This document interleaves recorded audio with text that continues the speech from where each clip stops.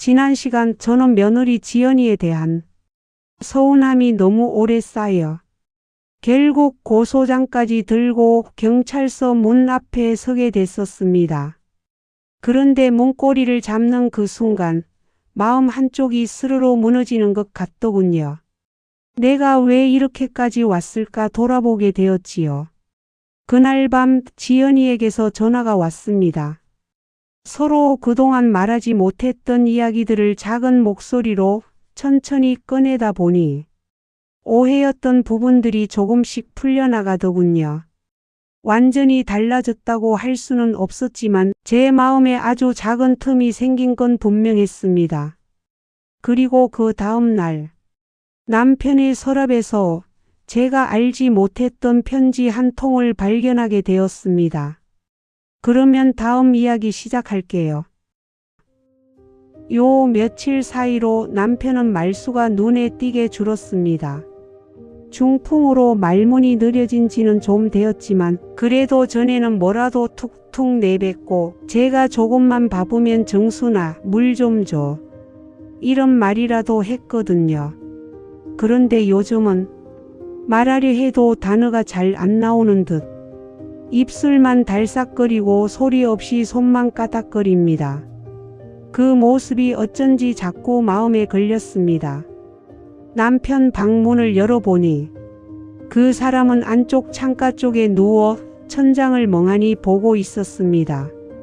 예전 같았으면 제가 들어왔다는 걸 눈치라도 챘을 텐데 오늘은 숨소리만 느릿하게 올라왔다 내려갈 뿐이었습니다.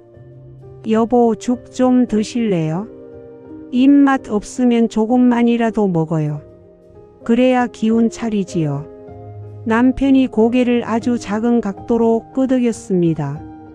그 미세한 움직임 하나하나를 제가 다 읽어낼 수 있다는 사실이 결혼 30년이라는 시간의 무게처럼 느껴졌습니다.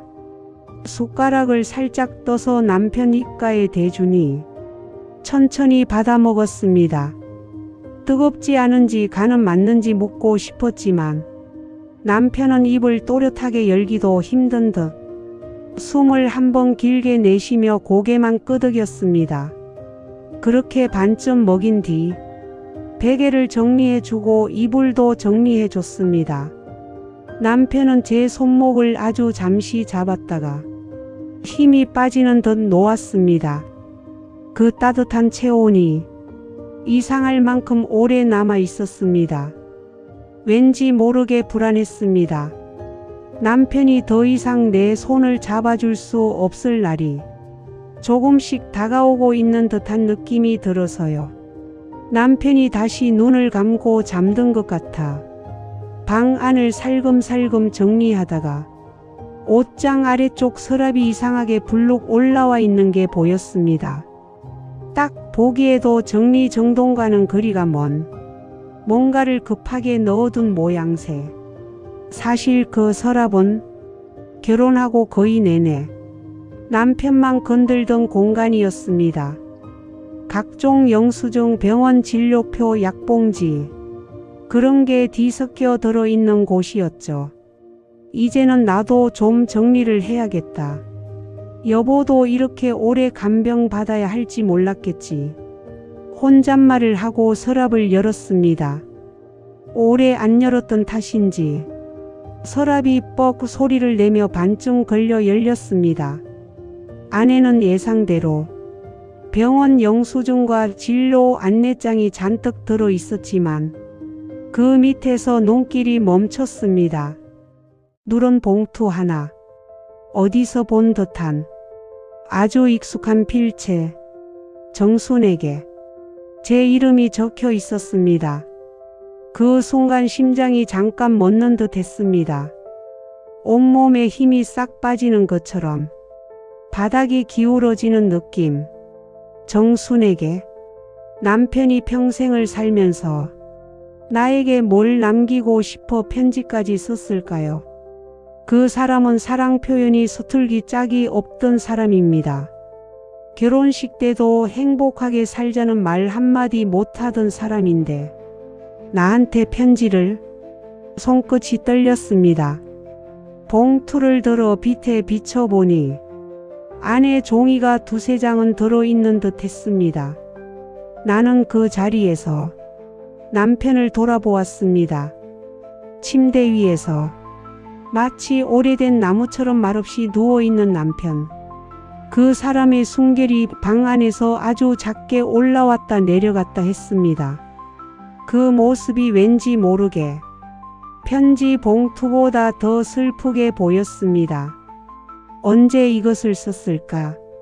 말이 완전히 흐려지기 전? 손이 조금 더 힘이 있었던 시절? 혹은 내가 알지 못하는 밤에 혼자 일어나 조용히 글을 적었을까? 나는 봉투를 들고 침대 옆에 앉았습니다. 여보, 이걸 언제 쓴 거예요? 아무도 대답해 주지 않는 질문이었습니다. 봉투를 천천히 열었습니다. 그 안에서 종이를 꺼내 펼쳤습니다. 손으로 눌러 쓴 글씨. 크고 삐뚤어지고 한 글자 한 글자가 온 힘을 다해 적은 것처럼 보였습니다. 정순아, 평생 듣지 못했던 호칭. 그 사람은 항상 여보 아니면 정순 씨 정도로만 불렀는데 가슴이 쿵 내려앉았습니다.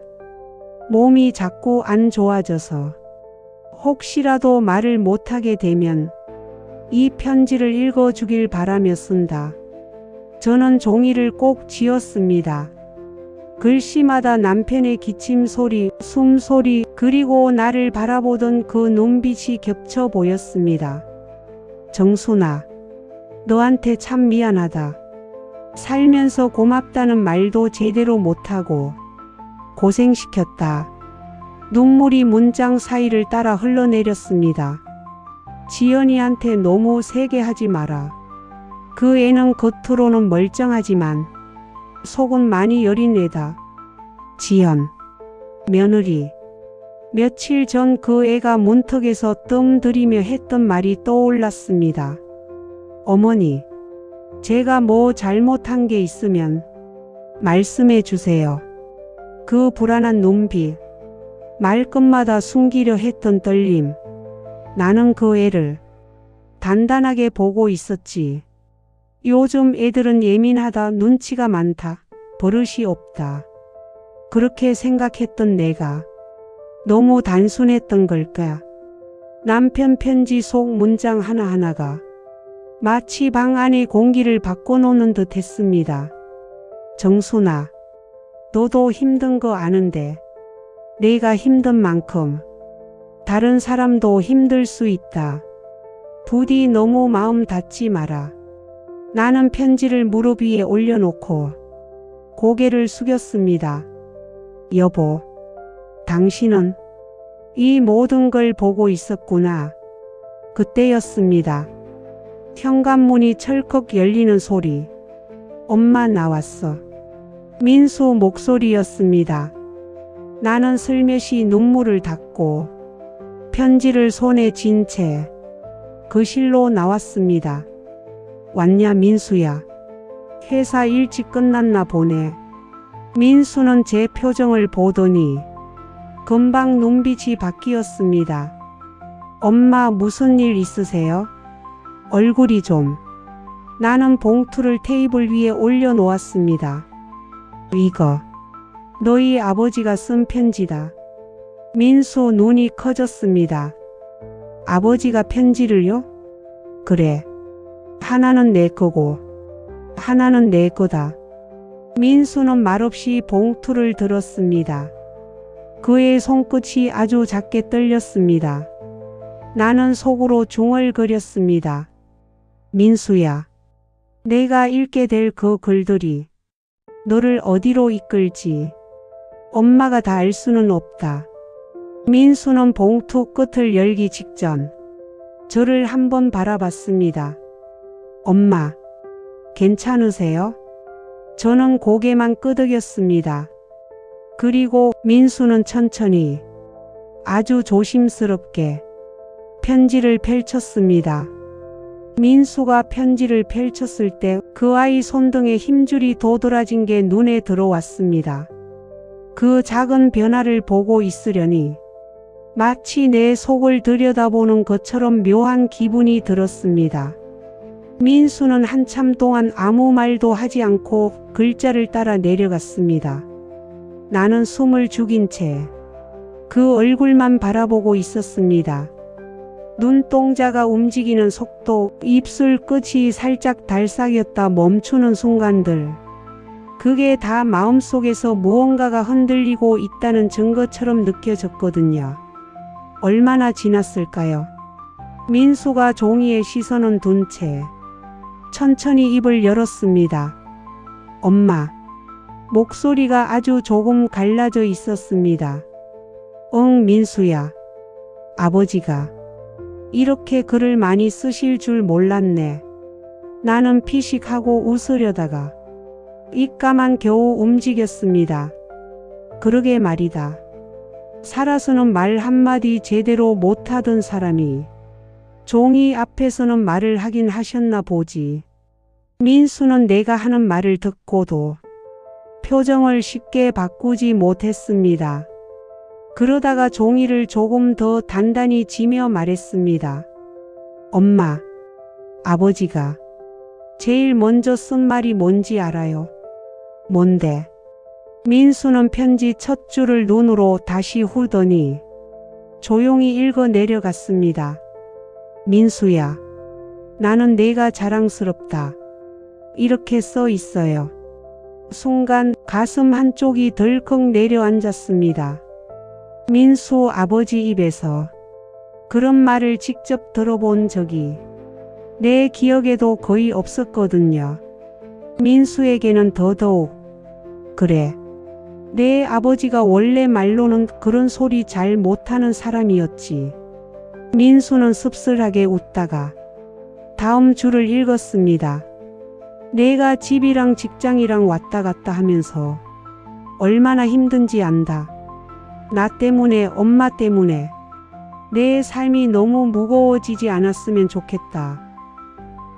나는 고개를 살짝 떨궜습니다. 민수의 삶이 무거워지는 것에 대해 한 번도 제대로 생각해 본 적이 없습니다. 그저 아들이니까, 장남이니까 당연히 어른들 챙기고 집안일 도와야 하는 거라고만 여겼습니다. 아버지가 다 보고 계셨네. 민수가 그렇게 말하며 짧게 웃었습니다. 그 웃음 속에는 서운함도 안도도 같이 섞여 있는 것 같았습니다. 민수는 조심스럽게 다음 부분을 읽었습니다. 내가 지연이 편을 드는 것도 이해한다. 그 애는 내가 아니면 버티기 힘든 애다. 그래도 한 가지만은 잊지 마라. 엄마 여기서 한참 쓰다가 고쳐 쓴 흔적이 있네요. 민수는 손가락으로 그 부분을 짚었습니다. 글씨가 조금 엉켜있는 부분이 분명 보였습니다. 뭐라고 써 놓으셨는데? 민수가 숨을 들이켰습니다.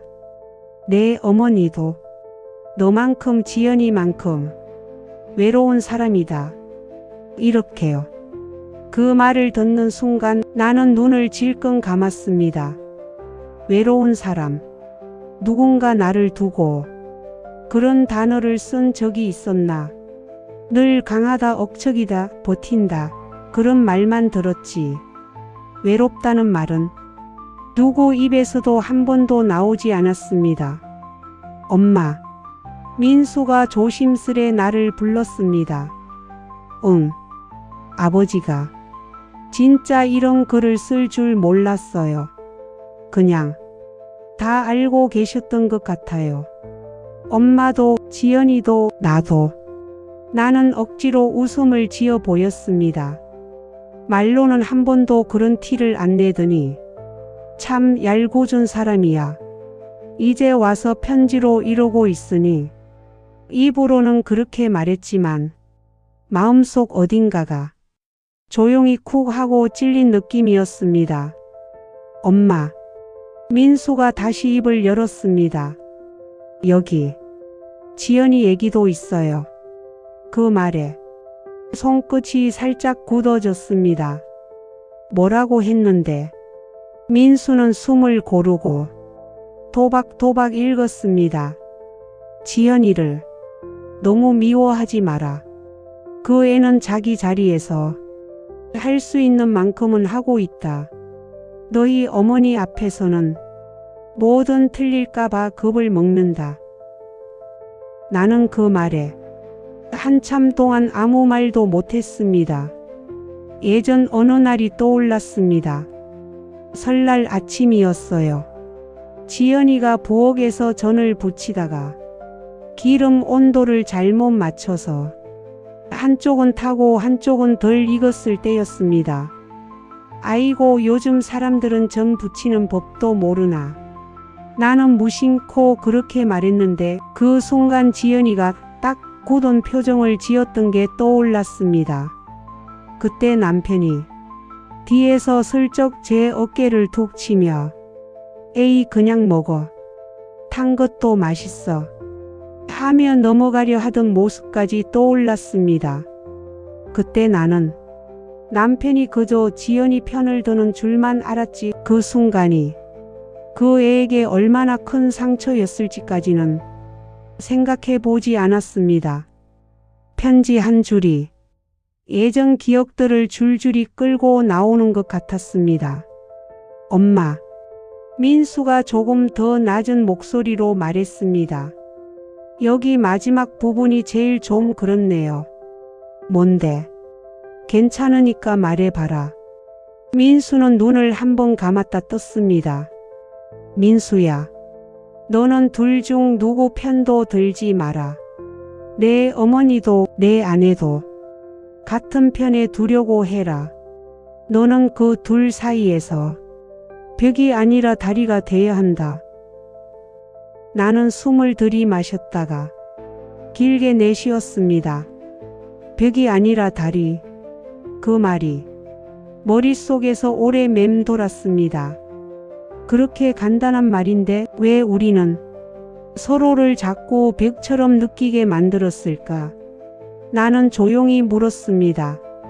민수야, 내가 보기엔 내 아버지 말이 맞니? 민수는 시선을 테이블 위로 떨군 채 천천히 고개를 끄덕였습니다. 네, 솔직히 엄마한테도 미안하고 지연이한테도 미안하고 아버지한테도 미안해요. 제가 계속 한쪽으로만 기울었던 것 같아서 나는 그 말이 서운하면서도 고마웠습니다. 그래도 이제 와서라도 그걸 알고 있는 게 어디야. 사람이 자기 자리부터 아는 게 제일 어려운 거지. 내 목소리가 떨렸는지 민수 얼굴이 잠시 일그러졌습니다. 엄마, 아버지가 여기 더 쓰셨어요. 뭐라고? 지연이도 외롭다. 정순이도 외롭다. 그러니까 서로를 혼자 두지 마라. 이렇게요. 나는 그 대목에서 편지를 당장 빼앗고 싶은 마음이 들 정도로 가슴이 저렸습니다. 내가 외롭다는 말을 입 밖으로 꺼내본 적이 없습니다. 나보다 더 힘들고 지친 사람들이 세상에 널렸다고 생각했으니까요. 아픈 남편도 있고 아이 키우느라 바쁜 며느리도 있고 나는 좀 참아도 된다. 늘 그렇게 생각했습니다. 그런데 남편 눈에는 내가 그렇게 보여졌나 봅니다. 외로운 사람. 민수가 편지를 조심스럽게 접으며 말했습니다. 엄마, 아버지가 지연이 이야기 나올 때마다 좀 미안해 하셨거든요. 미안해? 응. 예전에 엄마 없을 때 아버지가 저한테 그런 얘기를 한 적이 있어요. 민수 눈빛이 자꾸만 먼 곳을 향했습니다. 뭐라고 했는데 내가 좀 더 부드러웠으면 정순이가 지연이한테 이렇게까지 날 세울 일도 없었을 텐데 그런 식으로요. 나는 숨이 턱 막혔습니다. 그 말 속에는 얼마나 많은 시간이, 얼마나 많은 후회가, 얼마나 많은 생각이 들어 있었을까요? 나는 한동안 아무 말도 할 수 없었습니다. 목구멍이 막힌 것처럼 소리가 나오지 않았습니다. 민수는 자리에서 살짝 몸을 앞으로 숙이며 말했습니다. 엄마, 지연이 사실 엄마 많이 좋아해요. 그 말에 고개가 번쩍 들렸습니다. 뭐? 엄마 좋아한다고요? 근데 엄마 앞에만 서면 자기가 너무 작아지는 느낌이 든대요. 뭐든 틀리면 안 될 것 같고 실수하면 안 될 것 같고 그 말이 정수리에 부딪혀 그대로 가슴으로 떨어지는 느낌이었습니다. 나는 내가 했던 말들을 떠올렸습니다. 요즘 사람들은으로 시작하는 말들, 내 때는으로 이어지는 푸념들, 그건 그렇게 하는 거 아니다. 로 끝나는 잔소리들, 그게 다 그 애를 작게 만들고 있었다는 사실을 처음 인정하게 되는 순간이었습니다.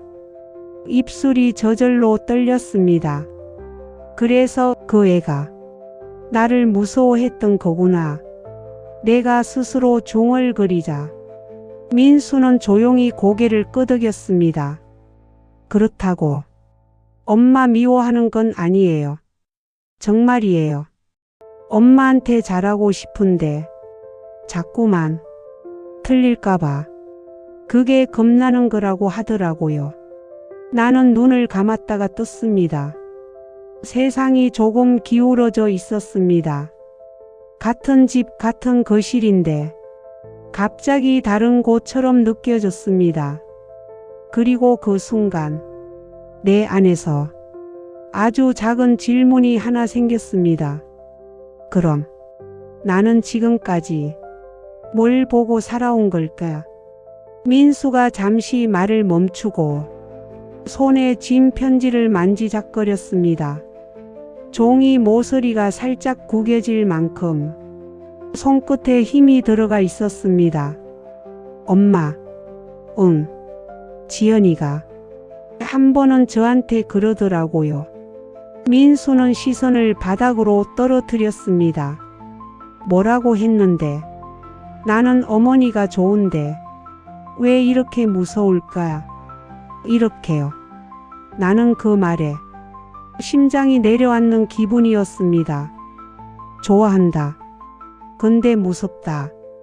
그 두 가지 감정이 한 사람 안에서 동시에 자리하는 게 말처럼 간단한 일이 아니라는 걸 살아오면서 알고 있었습니다. 누군가를 좋아하면서 동시에 무서워하는 마음, 그건 거의 존경과 두려움을 섞어 놓은 것과 같았습니다. 나는 소파 등받이에 몸을 살짝 기댔습니다. 내가 그렇게까지 무서울 만한 사람이었나? 나도 모르게 중얼거렸습니다. 머릿속에는 지연이와 있었던 여러 장면들이 슬라이드처럼 떠올랐습니다. 처음 우리 집에 인사하러 왔던 날 어색하게 웃으며 어머니 잘 부탁드립니다 하던 목소리, 첫 명절 부엌에서 허둥지둥 김치전을 뒤집다가 기름 튄 팔을 보고도 괜찮다 괜찮다 며 억지 웃음 짓던 얼굴, 손주 서준이 데리고 우리 집에 왔을 때 거실에 놓인 장난감을 치워야 할지 말아야 할지 몰라 한참 눈치만 보던 모습까지, 그때마다 나는 바쁘다 힘들다는 이유로 말을 조금 더 날카롭게 했던 것 같았습니다. 아이고 그냥 치워라. 애가 여기저기 어지르면 어쩌냐. 그건 이렇게 하는 거지 왜 그렇게 하니. 내가 하던 대로만 따라하면 돼. 쓸데없이 새로 하려고 하지 말고. 그 말들이 그때는 다 도와주려는 말이라고 생각했습니다. 내가 해본 방식이 맞으니까 그대로 알려주는 거라고. 근데 듣는 사람 마음에는 어떻게 박혔을지 한 번도 깊이 생각해 본 적이 없었습니다. 민수야, 내 엄마. 내가 보기에는 엄마 말투가 좀 세게 들릴 때가 있었니? 내가 이렇게 묻는 것 자체가 어색했습니다. 평소 같았으면 내가 뭐 그렇게까지 했다고 그래? 라고 먼저 방어부터 했을 텐데 편지 한 장 때문에 내 태도부터 달라지고 있었습니다. 민수는 잠시 망설이더니 솔직하게 말했습니다. 엄마 말이 틀렸다는 게 아니에요. 엄마 말은 항상 맞는 말이었어요. 근데 방법이? 그게 엄마가 말하면 그게 조언이 아니라 판결처럼 느껴질 때가 있어요. 그 말이 가슴에 쿡 박혔습니다. 판결. 나는 내가 그만큼 무거운 사람이 되어버렸다는 걸 그제야 인정하게 됐습니다. 엄마 앞에서는 뭘 잘못하면 안 될 것 같고 한 번 틀리면 다 틀린 사람 되는 느낌이랄까. 민수의 말을 들으면서 나는 동시에 지연이 얼굴을 떠올렸습니다. 늘 내 눈치를 보던 그 눈. 내가 조금만 인상을 써도 몸이 움찔하던 그 어깨. 그 애가 겁을 먹은 이유가 갑자기 너무 선명하게 보였습니다. 그래서 지연이가 시댁 오는 걸 그렇게 힘들어 했구나. 나는 속으로 되뇌었습니다. 한참 동안 거실이 고요했습니다.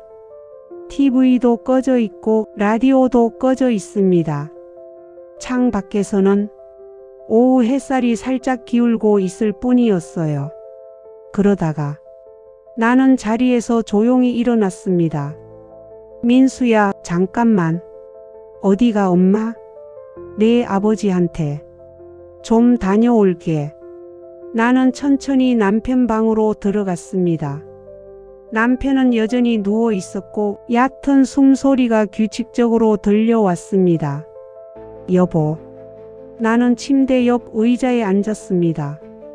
조용히 그의 손등을 어루만졌습니다.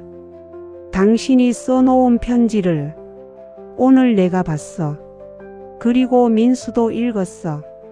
남편은 눈꺼풀이 살짝 떨리더니 느리게 떴습니다. 그 눈빛이 왜 이리 낯설고도 익숙한지. 여보, 당신이 내가 외로운 사람이라고 썼더라. 남편의 눈동자가 잠시 나를 똑바로 바라보았습니다. 나 한 번도 내가 외롭다고 생각해 본 적 없었거든. 나는 늘 바쁜 사람이라고만 생각했지. 근데 가만히 생각해 보니까 좀 그렇더라. 나는 웃고 싶은데 웃음과 울음이 같이 올라와 목소리가 이상해졌습니다. 그리고 지연이 얘기도 참 많이 썼더라. 그 애 너무 세게 대하지 말라고. 남편의 눈가가 살짝 젖어 보였습니다. 내가 그걸 굳이 확인할 필요는 없었습니다. 눈물이든 아니든 그 눈빛만으로도 충분했습니다. 당신 말 맞는 것 같아. 나는 늘 맞는 사람처럼 굴었지. 틀릴 수도 있다는 생각은 잘 안 했던 것 같아. 남편은 아주 천천히 내 손을 움켜쥐었습니다. 그 손에 남은 힘은 많지 않았지만 그 안에 담긴 마음만큼은 너무나 분명하게 느껴졌습니다. 근데 여보, 이걸 이제야 알겠네. 이렇게 늙어서, 이렇게 힘들어져서, 이렇게 편지 뒤에 숨어있는 당신을 보고서야 나는 그렇게 말하며 한숨을 깊게 내쉬었습니다. 민수가 지연이 얘기를 좀 해줬어. 그 애가 나를 좋아하면서도 무서워한다고. 나 잘 보이고 싶은데 자꾸 틀릴까봐 겁난다고. 그 말을 하니 내가 스스로도 어이가 없었습니다. 내가 그렇게 어려운 사람이었나 봐, 여보. 당신이 보면 좀 답답했겠지? 남편의 입꼬리가 아주 조금 올라갔다 내려갔습니다. 그게 그 사람식이 아니다라는 표현인지 그렇다는 건지 정확히 알 수 없었습니다. 그래도 저는 알 것 같았습니다. 이 집에서 가장 완고했던 사람이 나였다는 걸.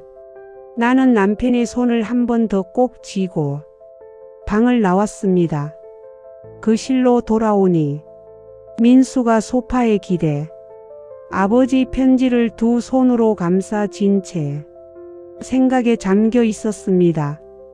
민수야, 내 엄마 지연이한테 오늘 연락해 볼래? 민수가 눈을 들었습니다. 오늘이요? 그래. 계속 미루면 더 어려워질 것 같다. 민수는 입술을 깨물었습니다. 엄마 괜찮겠어요? 엄마도 아직 정리가 다 안 됐을 텐데. 정리라는 게 언제 다 되더냐. 살면서도 다 못하는데. 나는 소파 맞은편에 앉아 숨을 한번 크게 들이켰습니다. 지연이가 나를 진짜 어떻게 생각하는지 이제는 좀 들어야 할 것 같아. 내가 그 애를 어떻게 봐왔는지도 그 애한테 솔직하게 말해야 할 것 같고. 민수는 잠시 고개를 숙였다가 결심한 듯 휴대전화를 꺼냈습니다. 그럼 전화해 볼게요. 잠깐 나가서. 그래. 현관 쪽에서 해라. 아버지 깨시면 어떡하냐. 민수는 씁쓸하게 웃고 거실을 나가 현관 쪽으로 갔습니다. 문틈 너머로 작게 들리는 그의 목소리가 내 귀를 스쳤습니다. 여보, 지금 통화 괜찮아? 응, 엄마 집이야. 오늘 조금 얘기했어. 지연이 목소리는 전화기 너머에서 희미하게만 들렸습니다. 그 떨림이 이 방까지 전해지는 것 같았습니다. 나는 소파에 앉아 손을 꼭 마주 잡았습니다. 이제 뭔가가 바뀔 준비를 해야 하는 순간이라는 걸 온몸으로 느끼고 있었습니다. 현관 쪽에서 민수 목소리가 조금 더 낮아졌습니다. 아니야, 엄마가 오늘은 너 얘기를 좀 들을 준비가 된 것 같아서. 그래서 혹시 오늘 저녁에 잠깐 올 수 있나 해서. 나는 일부러 그 이상은 들으려 하지 않았습니다. 이제는 지연이 입으로 직접 듣고 싶었습니다. 그의 마음을 누군가 대신 전해주는 게 아니라 그의 얼굴을 보고 내 귀로 듣고 싶었습니다. 잠시 뒤 민수가 거실로 돌아왔습니다. 표정은 복잡했지만 어딘가 정리된 기운도 느껴졌습니다. 엄마, 그래, 뭐래니? 오늘 저녁에 잠깐 온대요. 서준이는 일단 친정에 맡기고 혼자 온다고 해요. 나는 그 말을 듣고 가슴이 쿵 하고 내려앉았습니다. 오늘 오겠다고 했니? 네. 엄마가 괜찮으시냐고 계속 물어보더라고요. 나는 작게 웃었습니다. 그래도 그 애도 용기 낸 거다. 그렇지 않냐? 민수는 고개를 끄덕였습니다. 엄마, 혹시 너무 심하게는 말씀하지 마세요. 지연이 오늘 오면서도 많이 떨 거예요. 내가 어떻게 나올 것 같냐? 무심코 그렇게 묻고는 나 스스로도 헛웃음이 났습니다. 아버지 편지까지 읽고 나서 옛날처럼 하겠니 내가. 민수도 그제야 조금 웃었습니다. 그럼 나 다녀올게요.